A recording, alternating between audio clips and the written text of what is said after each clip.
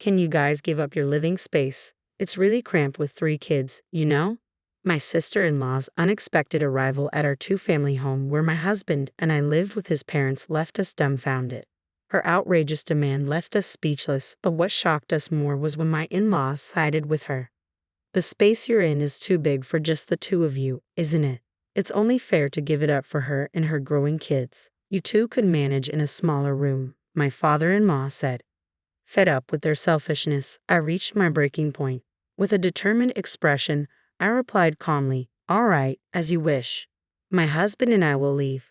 Taking my husband's hand, we moved out to a modest apartment. A few days later, my sister-in-law called in a frenzy. "Why did I get a notice to vacate from the real estate agency?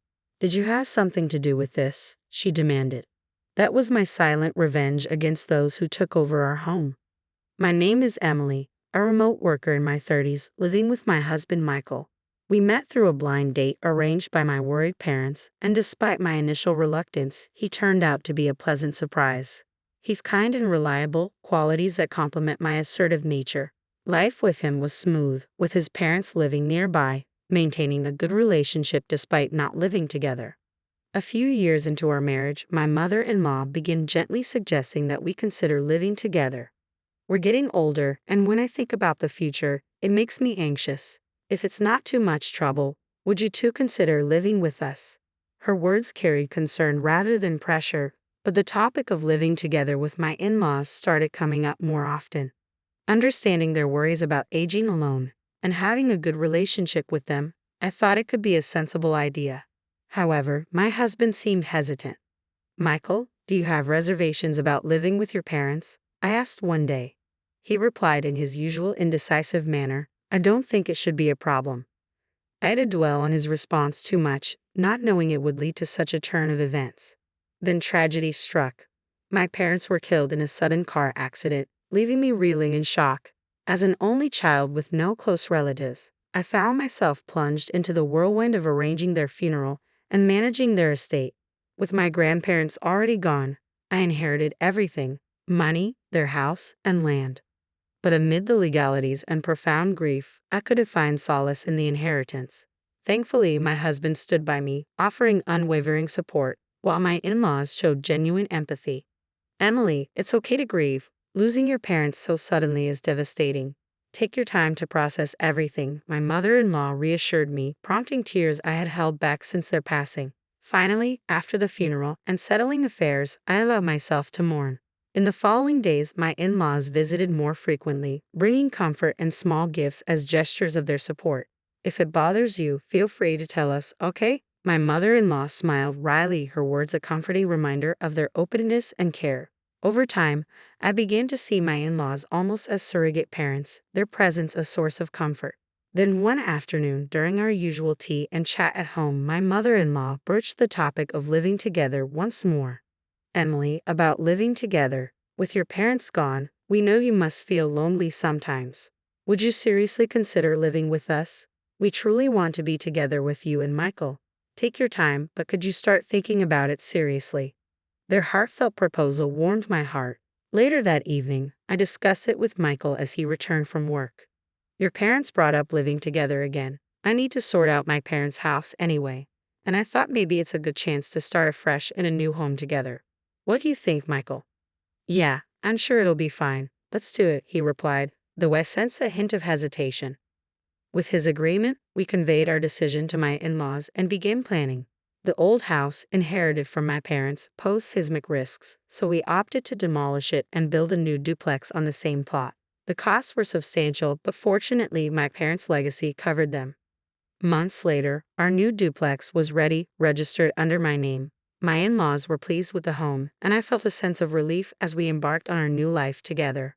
Initially, living with my in-laws went smoothly. However, over time, I began to notice a change in their demeanor. "Emily, could you avoid vacuuming so late? It's quite noisy. Since you're home all day, you can clean at other times. Please be more considerate of our routines," they would remark. Initially, it was minor comments about our different daily rhythms and noise levels. But gradually, their critiques extended to household chores and other aspects of our shared living arrangement.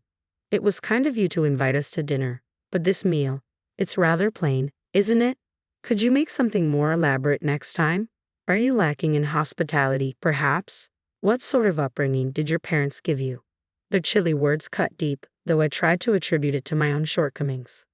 They must be criticizing me for my own good, I rationalized, choosing to endure their harsh remarks. Yet their abrupt shift from warmth to coldness gradually took its toll on me. When I confided in my husband, he seemed to understand what was happening. So that's what's been going on. No, Emily, it's not your fault. You're doing a great job managing the household and working. You're the perfect wife for me. Don't let their words get to you, he reassured me with a gentle smile. However, I sense his reluctance to confront or challenge his parents, leaving underlying issues unresolved. As time passed, the mistreatment extended beyond words to financial matters. They ceased contributing to shared expenses, citing their pension income and implying our requests were unreasonable. You and Michael are both working, you have money. It's unfair to expect us, living on pensions, to contribute. It's quite heartless of you, they accused. Caught in a bind, we shouldered their financial burden as well. Then came a shocking revelation. My husband had been unfaithful, leading to our divorce. Let us stay with you. My sister-in-law barged in with her 3 children, unannounced. Bewildered, my husband and I were left speechless, but my in-laws welcomed them warmly. This is your home too. We wouldn't dream of turning you away. We're actually thrilled to have our grandchildren here. Your husband's betrayal must be exhausting for you. Come in and rest, they exclaimed. Thank you so much. Sorry for intruding, she replied cheerfully. Living under the same roof, my husband and I were never consulted when my in-laws happily invited my sister-in-law and her children to move in. While a short visit might have been manageable, the sudden permanent arrangement left me utterly perplexed. Feeling uneasy, I cautiously approached my mother-in-law to voice my concerns. This sudden decision to have my sister-in-law and her kids live with us, it's a bit. My mother-in-law's expression hardened, interpreting my words as opposition to the idea. She fixed me with a stern glare and replied icily, "What are you suggesting? Should we leave her and her young kids to fend for themselves after her husband abandoned them?" I was taken aback by her cold response. "I can't believe how heartless you're being. Aren't you human?" I protested, feeling panicked. Trying to clarify my position, I started, "No, that's not what I meant. I just wish we had discussed this together before making such a big decision. What's the point of your consent? It's clear you don't want them here. Besides, they'll be staying in our part of the house, so your approval isn't necessary. Just focus on your own matters," she dismissed firmly, closing the door to their living area decisively, leaving me stunned and speechless. I stood there, bewildered by their irrational behavior and justification. The abrupt arrangement of living with my sister-in-law and her children quickly turned into a nightmare. Her kids freely roamed into our space, making noise and sometimes breaking things. Despite our requests for them to stay out of our rooms, they persisted, and when I asked my sister-in-law to intervene, she bluntly brushed off my concerns. "Why can't you just stay out of my family's business? And don't you dare discipline my kids. I'm not trying to scold them. I just want them to learn some basic manners like respecting others' personal space and not making noise in someone else's home. You're one to talk, living in this house thanks to Mom and Dad, and now acting all superior." Her face flushed with anger. She slammed the door to my in-laws' area once more. I realized she misunderstood that the house belonged to my in-laws, but I couldn't muster the courage to correct her. Nothing changed about the kids' behavior in the end. They continued to barge into my workspace, disrupting my work and throwing both my professional and personal life into chaos. I felt my sanity slipping away amidst the daily turmoil. Observing the children closely, I noticed something troubling. Despite their seemingly neat appearance, their teeth were riddled with cavities, their nails bitten and rough. It was clear they weren't receiving proper care. Coupled with their lack of manners, it became evident that my sister-in-law wasn't adequately looking after them, and my in-laws, perhaps overly indulgent with their grandchildren, seemed reluctant to correct them.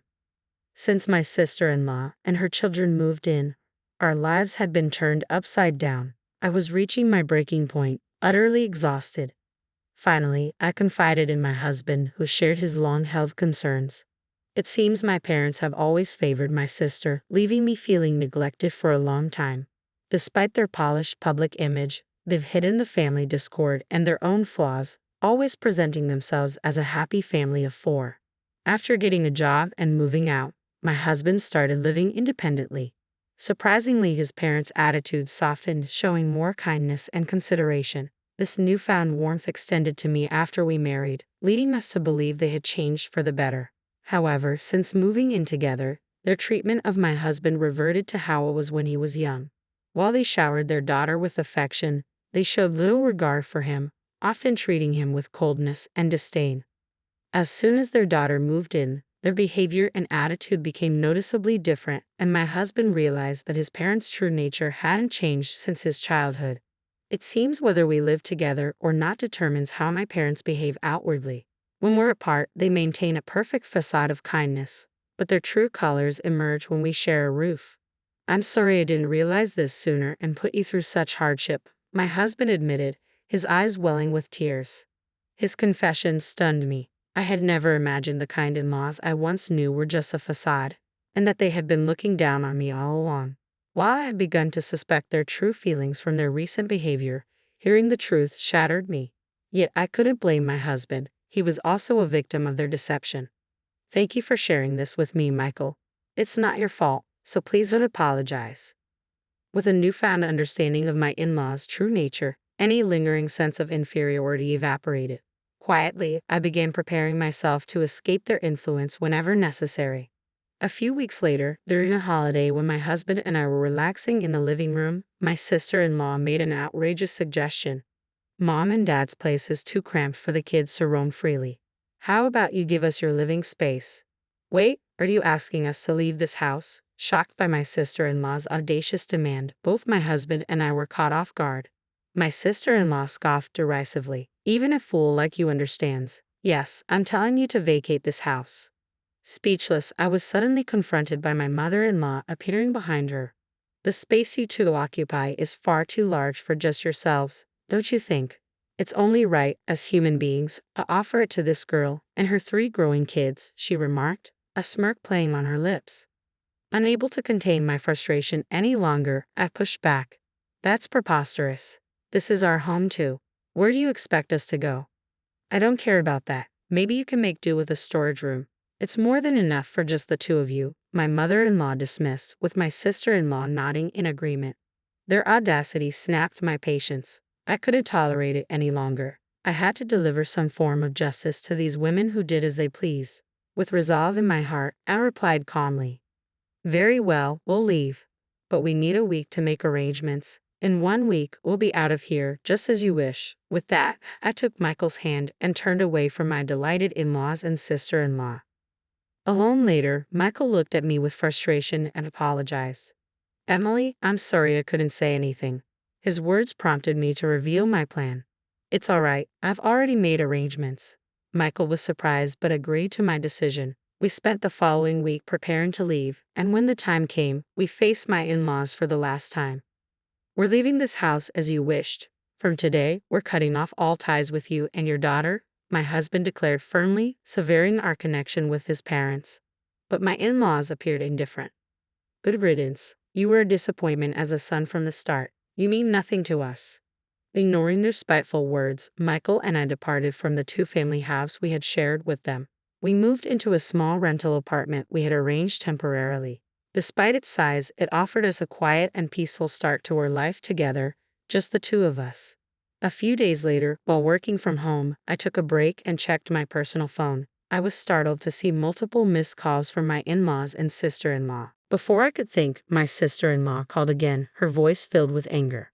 What's going on? I just got a message from the real estate agent saying we have to leave. Did you have something to do with this? What did you do? Ever since my husband confided in me about his parents' true nature, I had been quietly preparing to sell the house we shared with them. I had sought estimates from several real estate agents in secret, chosen one, and when the opportunity arose, finalized the sale. Although the house was newly built and assessed at a bargain, the land was prime real estate, allowing us to secure a decent amount from the sale. I sold the house, I replied calmly. It was in my name, not yours. We were only renting part of it to your parents. It's no longer ours. What?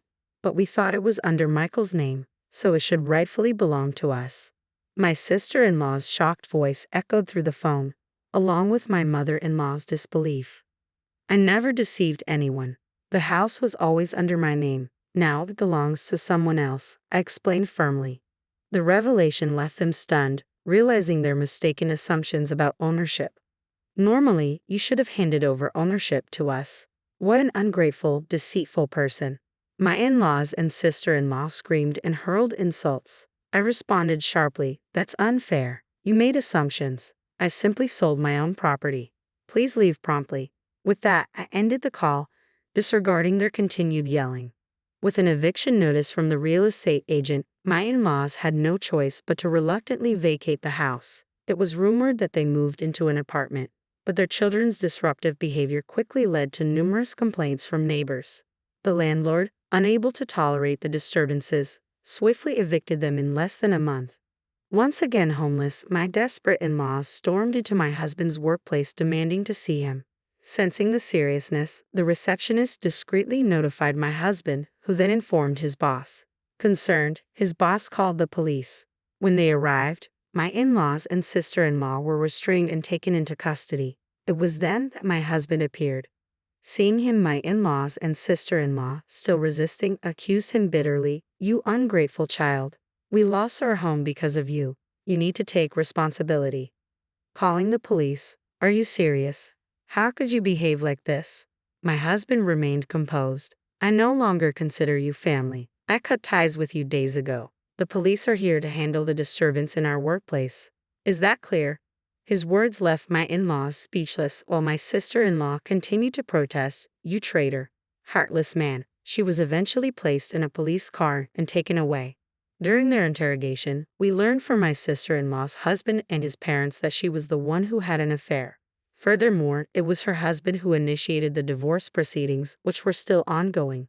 In the aftermath of the police incident, my sister-in-law's husband insisted on divorcing her again. Reluctantly, she agreed, and their divorce was finalized. Following the divorce, custody of the children went to my sister-in-law's ex-husband. Under his care, with support from his parents, the children seemed to have turned a corner and become well-behaved. They were making positive strides. Meanwhile, my in-laws and sister-in-law received only a stern warning and were released. They had moved into a cheap, run-down apartment. It emerged that during their stay with us, they had been spending recklessly on luxury items while we covered living expenses and utilities, leaving them with almost no savings. My sister-in-law, unaware of this, was furious. "What's going on? Why wasn't I informed? I was relying on your support for alimony and expenses." "That's not our concern. You cheated and got divorced. You're responsible for your own alimony. You brought this on yourself," my husband responded bluntly. Even my in-laws, who had once spoiled my sister-in-law, were now at their wits' end.